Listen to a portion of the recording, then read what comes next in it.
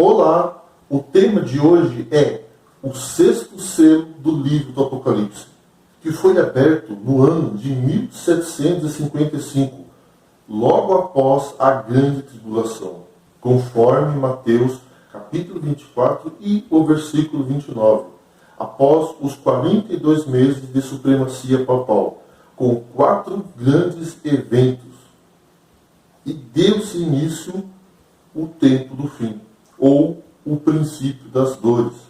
Mas antes, eu gostaria de pedir a sua ajuda, pois o canal ele é pequeno e preciso da sua ajuda para fazer o canal crescer. Dê o seu like, se inscreva, pois toda semana estou trazendo um conteúdo novo. Se você quiser sugerir um tema, deixe nos comentários abaixo, que na próxima semana estarei trazendo aqui para você. Bom, vamos orar? Altíssimo Pai, que habita nas mais alturas dos céus, queremos te pedir a tua presença sobre esse estudo, Senhor Deus, e a unção do teu Espírito Santo. Venha abrir nossa mente para que possamos entender o assunto de hoje e a sua palavra. Em nome de Jesus, amém. Os 4 eventos narrados no sexto selo do livro do Apocalipse são muito importantes para nós, porque fazem parte da lista dos sinais que indicam a breve volta de Jesus a esta terra. Quero analisar com você o conteúdo histórico desses 4 eventos e faremos uma análise sobre qual dos sinais da volta de Jesus devemos centrar nossas atenções. Convido você agora para lermos Apocalipse capítulo 6, o versículo 12 e o 13. Vi quando o Cordeiro abriu o sexto selo, e sobreveio grande terremoto. O sol se tornou negro como saco de crina, a lua toda como sangue, as estrelas do céu caíram pela terra como a figueira quando abalada pelo vento forte, quando deixa cair os seus figos verdes. Os 4 eventos descritos aqui no sexto selo são: grande terremoto, o sol se tornou negro como saco de crina, a lua se tornou como sangue e as estrelas caíram pela terra. Vamos ler Mateus, o capítulo 24 e o versículo 29 e 30. Logo em seguida, a tribulação daqueles dias, o sol escurecerá, a lua não dará sua claridade, as estrelas cairão do firmamento e os poderes do céu serão abalados. Então aparecerá no céu o sinal do Filho do Homem, todos os povos da terra se lamentarão e verão o Filho do Homem vindo sobre as nuvens do céu com poder e muita glória. Você observou que Jesus, ao falar sobre os sinais da sua volta, ele citou 3 eventos, sol, lua e as estrelas, mencionado no sexto selo? A pergunta que não quer calar é: estes sinais cósmicos já se cumpriram? Quando analisamos o contexto histórico dos selos, podemos responder: sim, aconteceu. Mas quando e como ocorreram esses 4 eventos? Vamos analisar agora o grande terremoto. Ele aconteceu no dia 1º de novembro de 1755. A cidade de Lisboa, em Portugal, foi atingida por um terremoto de grandes dimensões. Ficou conhecido como o terremoto de Lisboa. A destruição da cidade foi quase que completa e a reconstrução estendeu-se por séculos, resultantes de um sismo com epicentro no meio do Oceano Atlântico.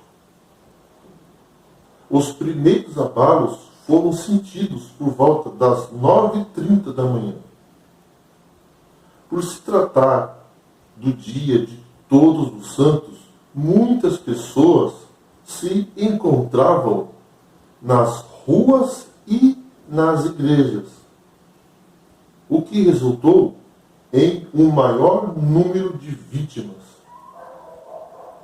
O terremoto, que hoje se estima ter sido na intensidade 9 na escala Richter, foi seguido de um tsunami que, além de matar centenas de pessoas refugiadas na zona portuária, se espalhou pelo sul de Portugal, Espanha e costa da África, onde o país mais atingido foi o Marrocos.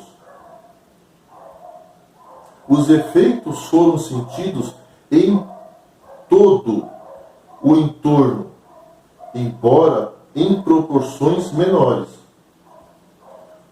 Vamos ver agora o escurecimento do Sol. Ele aconteceu no dia 19 de maio de 1780. Um evento que foi chamado pelos historiadores como o Dia das Trevas. Por volta de meio-dia, a escuridão da noite surgiu. Os pássaros cantavam suas canções à noite. Os animais começaram a ter comportamento estranhos e os seres humanos espantados. Uma testemunha ocular descreveu o acontecimento da seguinte forma: pela manhã surgiu o sol claro, radiante, mas logo ele se ocultou. As nuvens se tornaram negras e houve relâmpagos e trovões. Por volta das 9 horas, o sol adotou uma cor bronzeada ou acobreada. Alguns minutos mais tarde, uma pesada nuvem negra se espalhou por todo o céu, exceto numa estreita orla do horizonte, e ficou tão escuro como usualmente. E às 9 horas da noite de verão, as aves e o gado foram dormir, enquanto rãs e morcegos saem para começar a noite. As trevas foram extremamente densas depois das 11 horas. 1 ou 2 horas antes da noite, o céu ficou parcialmente claro e apareceu o sol, ainda obscurecido pelo negro nevoeiro. Quando escureceu, as trevas da noite também foram incomuns. O sol escureceu, mas não foi um eclipse. E até hoje os cientistas não sabem o que aconteceu. Vamos analisar agora a Lua. Tá? Na mesma noite de 19 de maio de 1780, na sequência do dia escuro, apesar de haver quase lua cheia, nenhum objeto se distinguia, a não ser com o auxílio de alguma luz artificial. Depois da meia-noite, as trevas se desvaneceram e a lua, ao tornar-se visível, tinha aparência de sangue. Vamos ler agora Joel, capítulo 2, e o versículo 31. O sol se converterá em trevas, e a lua em sangue, antes que venha o grande e terrível dia do Senhor. Queda das estrelas. Na noite de 13 de novembro de 1833, milhares de meteoros de Leônidas foram vistas cortando o céu. Eram tantos que esse dia ficou conhecido como o dia em que as estrelas caíram. As reações das pessoas variavam, desde histeria, clamando o dia do julgamento, e até a alegria dos cientistas e astrônomos, que estimavam que cerca de 1000 meteoros por minuto emanavam da constelação de Leão. Jornais da época mostram que praticamente todos acordaram para ver o evento, seja por causa dos gritos dos vizinhos, espantados, ou por causa dos flashes de luz produzidos por bolas de fogo que iluminavam todo o céu. Essa noite marcou o nascimento da astronomia de meteoros. Muitos estudiosos da Bíblia entendem que, a despeito desses 4 eventos já terem sido ocorridos, muitos sinais semelhantes podem acontecer antes do retorno de Jesus. O capítulo 24 de Mateus é muito esclarecedor. Nele há muitas informações sobre o tempo e os sinais da segunda vinda. São ensinos apresentados pelo próprio Cristo, aquele que era, que é e que há de vir. Apocalipse capítulo 4 e o versículo 8. Suas respostas aos discípulos começam com uma lista de sinais gerais e termina com aquele que deverá ser o sinal iminente de sua volta. Mateus capítulo 24, o versículo de 3 até o 14. Ao estudarmos os sinais dados por Jesus, podemos classificá-los em 2 tipos: os sinais gerais e o sinal definitivo. Os sinais gerais são apenas indicativos, sempre aconteceram, mas se intensificaram perto do fim. Já o sinal iminente demonstrará que o fim realmente chegou. Ele é definitivo. É importante acompanhar os sinais gerais, mas manter o foco no sinal iminente. A lista dos sinais gerais começa alertando contra o engano, mas em seguida apresenta um dos maiores medos da humanidade: guerras e rumores de guerra. Lembra, porém, que ainda não é o fim. O verso 6. Também haverá fome, peste, terremoto, mas tudo isso é o princípio das dores. Versículo 8. Jesus ainda fala de tribulação, perseguição religiosa, escândalo, traição, ódio, falsos profetas, aumento da iniquidade e falta de amor. Apenas aquele que perseverar até o fim, esse será salvo. Verso 13. 3 vezes Jesus mostra que os sinais gerais não são finais. Eles são apenas um processo de alerta. Vamos ler agora Mateus, o capítulo 24, o versículo 7 e 8. Porquanto se levantará nação contra nação, reino contra reino, e haverá fomes e terremoto em vários lugares. Porém, tudo isso é o princípio das dores. Agora, vamos para Lucas, o capítulo 21 e o versículo 11. Haverá grandes terremotos, epidemias, fome em vários lugares, coisas espantosas e também grandes sinais no céu. O princípio de dores é caracterizado por grandes desastres naturais e catástrofes de grandes proporções, tais como erupções vulcânicas, terremoto, desabamentos, furacões e etc. Mas, não somente isto, os valores sociais e morais entrarão em decadência assustadora e o amor se esfriará de quase todos.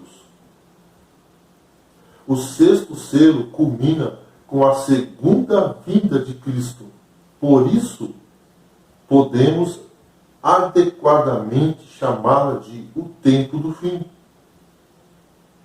Tudo isso aconteceu após a abertura do sexto selo, que é os sinais da volta de Jesus, e teve início ao princípio das dores.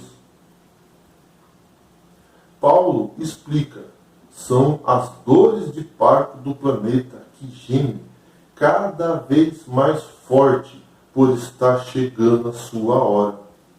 Romanos capítulo 8, o versículo 22 e 1 Tessalonicenses, o capítulo 5, o versículo de 1 a 3. Mas é importante observar o que Jesus e Paulo falam sobre a semelhança dessas ocorrências, como sinais do fim, com a contração de parto. Com o passar do tempo, acontecem progressivamente repetidas vezes e se tornam cada vez mais fortes e intensificam-se progressivamente, mais e mais fortes. O sinal iminente. Vamos ler agora Mateus, o capítulo 24 e o versículo 14. E será pregado este evangelho do reino por todo o mundo, para testemunho de todas as nações, então virá o fim. E será pregado este evangelho do reino por todo o mundo, para testemunho de todas as nações, então virá o fim. Toda a humanidade terá a oportunidade de atender ao convite de Cristo. Somente então o conflito cósmico chegará ao fim. Ficou claro? O fim não virá pela gravidade da crise, mas pelo aumento da esperança. Nem será definido pelo crescimento do mal, mas pelas oportunidades que Deus nos oferece. Vamos ler agora Joel, o capítulo 2 e o versículo 23. Alegrai-vos, pois, filhos de Sião, regozijai-vos no Senhor vosso Deus, porque Ele vos dará em justa medida a chuva, fará descer como outrora a chuva temporã e a serôdia.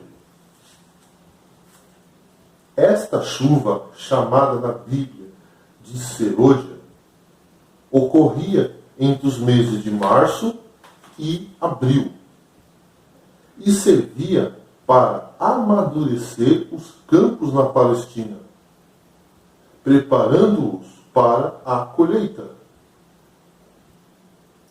Os adventistas fazem uma analogia entre a chuva serôdia literal e a chuva serôdia espiritual, que, como mencionei acima, cremos que será uma dotação especial do poder do Espírito que servirá para capacitar e mover a igreja para a última pregação do Evangelho. Antes do selamento, das pragas e da volta gloriosa do Senhor Jesus. Vamos ler Oséias, capítulo 6, o versículo 3. Conheçamos e prossigamos em conhecer ao Senhor. Como alva e a sua vinda é certa, e ele descerá sobre nós como a chuva, como chuva serôdia que rega a terra.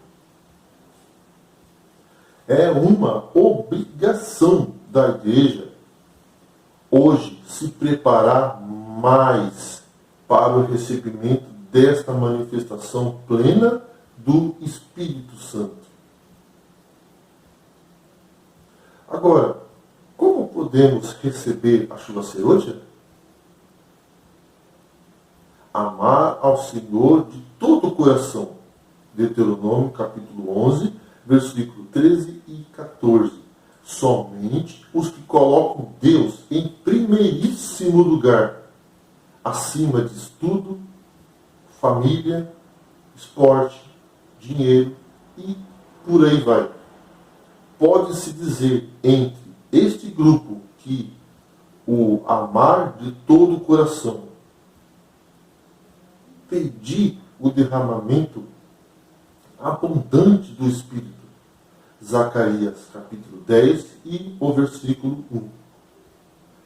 Isto não significa apenas repetir aquelas rezas que frequentemente vemos em alguns cultos, mas buscar o poder de Deus com o objetivo real e sincero de reparti-lo com outras pessoas, em especial com os que perecem nas trevas do pecado e da apostasia doutrinária. Somos encorajados a pedir pela chuva serôdia. Nos é dado tempo e ideia, com a finalidade de entender como ela pode ser recebida. A promessa contida na profecia de Joel, capítulo 2 e o versículo 28 e 29. Não foi limitada ao Pentecoste, como nos é dito. Era como se por século esta influência estivesse sendo reprimida, e agora o céu se regozija em poder derramar sobre a igreja as riquezas da graça do Espírito. Atos dos Apóstolos, página 38. Por que razão os infiéis rogam desesperadamente as rochas e as montanhas que caem sobre eles? Vamos ler Apocalipse capítulo 6 e o versículo 14 até o 17. E o céu recolheu-se como um pergaminho quando se enrola. Então todos os montes e ilhas foram movidos do seu lugar. Os reis da terra, os grandes, os comandantes, os ricos, os poderosos, e todo o escravo e todo o livre se esconderam nas cavernas e nos penhascos dos montes, e disseram aos montes e aos rochedos: cai sobre nós, escondei-nos da face daquele que se assenta no trono e da ira do Cordeiro, porque chegou o grande dia da ira deles. E quem é que pode suster-se? Diante da segunda vinda de Cristo, aqueles que ampararem na graça salvadora receberão a vida eterna. Aqueles que recusaram a salvação em Cristo terão de enfrentar as circunstâncias. Jesus disse: porquanto Deus enviou o seu Filho ao mundo, não para que julgasse o mundo, mas para que o mundo fosse salvo por ele.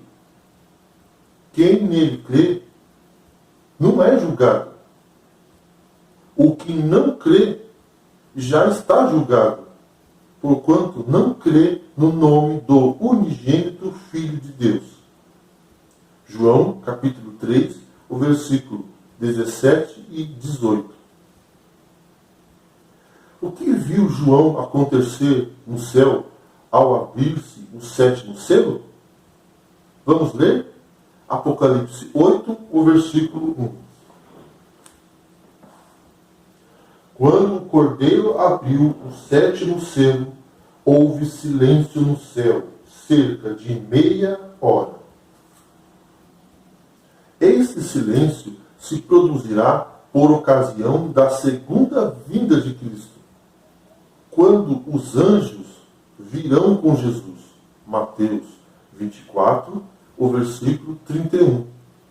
Alguns têm aplicado a essa meia hora o princípio profético de dia-ano e dizem que poderá representar uma semana literal.